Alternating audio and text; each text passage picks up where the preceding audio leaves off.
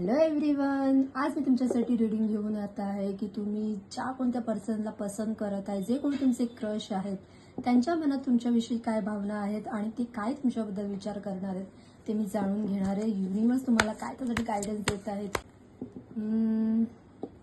आणखीन एक कार्ड्स काढून बघूयात. Second card, wow, 2 of cups. Dears, हे कार्ड्स बघून तरी मला एकदम प्युअर व्हायब्रेशन म्हणजे एकदम छान व्हायब्रेशन येते की सध्या तरी ते तुमची कोणी क्रश आहे, ज्यांच्याविषयी तुम्ही खूप लव फील करताय.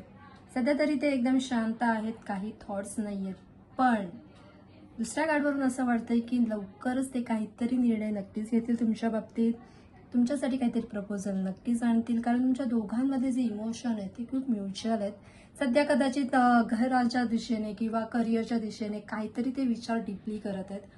पण ही सिच्युएशन लवकरच चेंज होईल असं दिसून येत आहेत.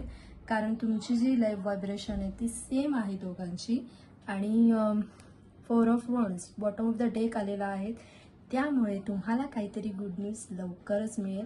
पण जर तुम्ही या व्हिडिओला क्लेम केलं तर ही रीडिंग तुमच्यासाठी नक्कीच रेझोनेट होईल. त्यामुळे व्हिडिओला लाईक करा, सबस्क्राईब करा आणि फॉलो करा.